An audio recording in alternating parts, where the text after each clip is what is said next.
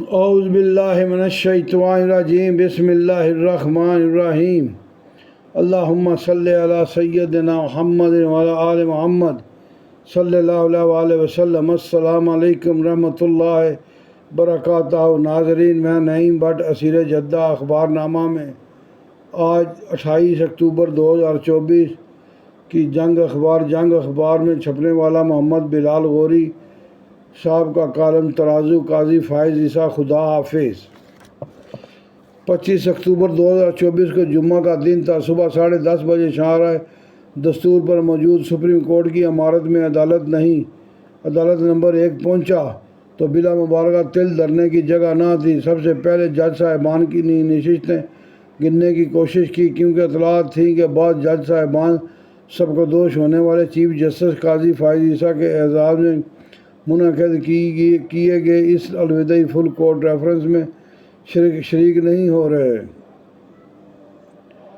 چونکہ وفاقی شرعی عدالت کے بعد جج صاحبان اور گزشتہ ماہ تعینات کیے گئے 2 ایڈ-ہاک جج صاحبان بھی تشریف فرما تھے۔ اس لیے یہ سمجھنے میں کچھ وقت لگا کہ 5 جج صاحبان نے اس محفل میں آنے کی زحمت گوارا نہیں کی۔ یقیناً دیگر وجوہات اور اسباب بھی ہوں گے، مگر ان 5 صاحبان میں سے کم از کم 4 جج صاحبان چیف جسٹس بننے کا خواب دل میں لیے بیٹھے تھے، اور قاضی فائز عیسیٰ نے یہ خواب تار کر دیے۔ اگر آپ بد مزہ نہ ہوں تو چند لمحوں کا توقف کر کے اس جملے کی وضاحت کر دوں۔ ایک عرصہ سے روایت چلی آ رہی ہے کہ سپریم کورٹ کے چیف جسٹس کرکٹ کے کپتان کی طرح باقاعدہ فیلڈنگ لگاتے ہیں، اور جب اپنے چیمبر کے کسی بااعتماد شخص کو سپریم کورٹ میں بطور جج لانا مقصود ہوتا ہے تو پورا حساب کتاب لگایا جاتا ہے کہ کب کون ریٹائرڈ ہوگا اور کون سینیارٹی کی بنیاد پر چیف جسٹس کے منصب پر متمکن ہوگا۔ گویا سپریم کورٹ میں اپنی پسند کے جج نہیں بلکہ چیف جسٹس لا کر بٹھائے جاتے ہیں۔ اس ضمن میں صرف ایک مثال آپ کے سامنے رکھنا چاہوں گا۔ جسٹس ثاقب ناصور سابق وزیر اعظم چودھری محمد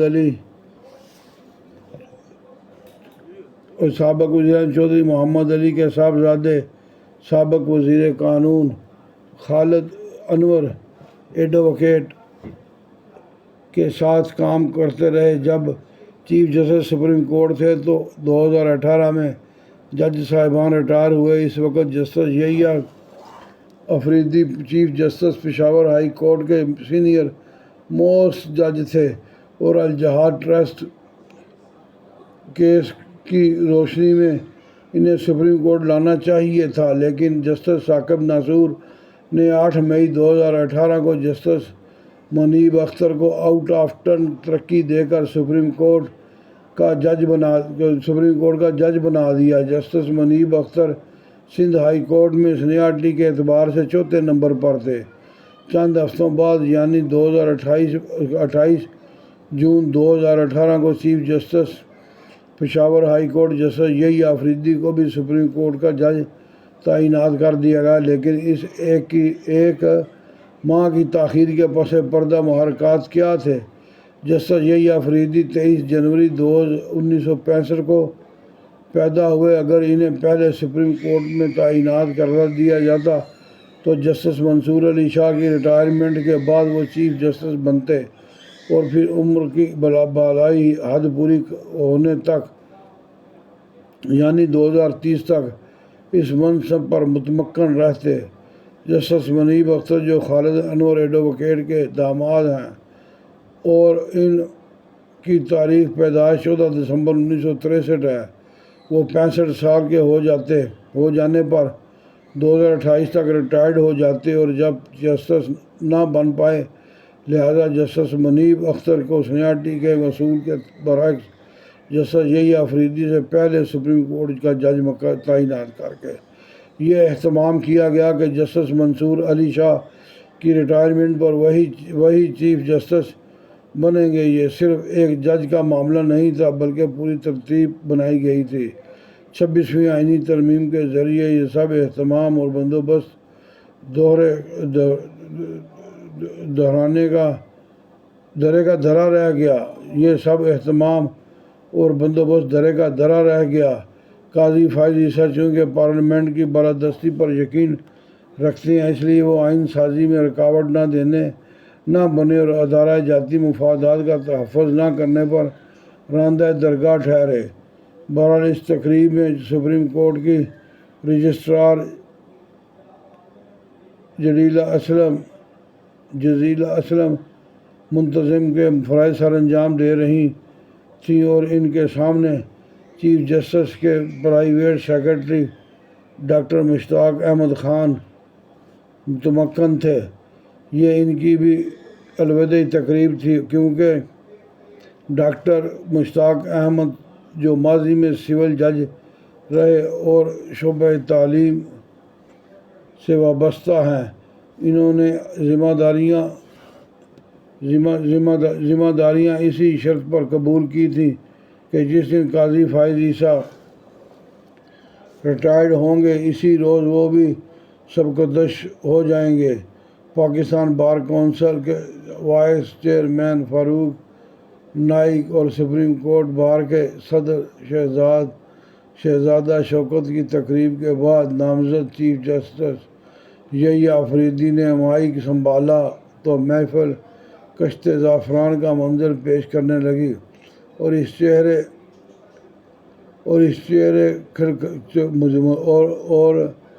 اداس چہرے کھلکھلا اٹھے۔ انہوں نے بات کا آغاز کرتے ہوئے کہا کہ جسٹس قاضی فائز عیسیٰ کو الوداعی کہتے ہوئے ملے جلے جذبات ہیں۔ ایک طرف آپ کے جدا ہونے کا افسوس ہے، کیونکہ آپ کے زبردست مزاح کی کمی ہمیں شدت سے محسوس ہوگی۔ آپ کی برجستگی جس نے ہمیں ہمیشہ ہردم حالت جنگ میں رکھا۔ جسٹس آفریدی نے کہا کہ شاید کچھ لوگوں کو بات عجیب سی لگے، لیکن قاضی فائز عیسیٰ نرم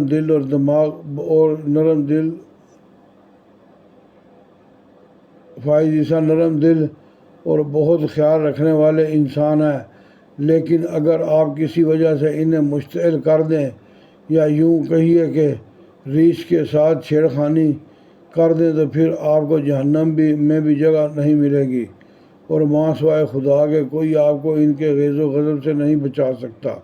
جسٹس آفریدی نے کہا کہ انہوں نے خود ذاتی طور پر کئی بار اس ریچھ کے اشتعال کا سامنا کیا ہے اور یہ تجربہ خوشگوار نہیں رہا۔ کالم کی تنگ دامنی کے پیش نظر شیریں زباں جسٹس آفریدی کی تقریر مزید نقل کرنے سے قاصر ہوں۔ بہرحال جب تقریب ختم ہونے کے بعد ریٹائرڈ بیوروکریٹ اور کالم نگار ظفر محمود صاحب سے میں نے یہ کہا کہ آج اس تقریب نے جسٹس ملک محمد رستم کیانی کی یاد دلا دی۔ انہوں نے یہ کہہ کر مزید حیران کر دیا کہ جسٹس ایم آر کیانی اور جسٹس آفریدی دونوں کا تعلق ایک ہی علاقے سے ہے۔ اس کے بعد جسٹس قاضی فائز عیسیٰ نے اردو میں تقریر کی۔ آپ خاندانی پس منظر کے بارے میں بتایا، ان کا بھی شکریہ ادا کیا جو اس تقریر میں موجود نہیں تھے۔ قاضی اب ماضی ہو چکے اور ان کے کردار تاریخ زیر بحث لائے گی۔ میں یہ تو نہیں کہتا کہ رہتی دنیا تک ان کے قصیدے لکھے جائیں گے، لیکن جب اس دن نام نہاد بہرحال اس تقریب میں سپریم کورٹ کی رجسٹرار جزیلہ اسلم منتظم کے فرائض سر انجام دے رہی تھی۔ ان کے سامنے چیف جسٹس کے پرائیویٹ سیکرٹری ڈاکٹر مشتاق احمد خان متمکن تھے۔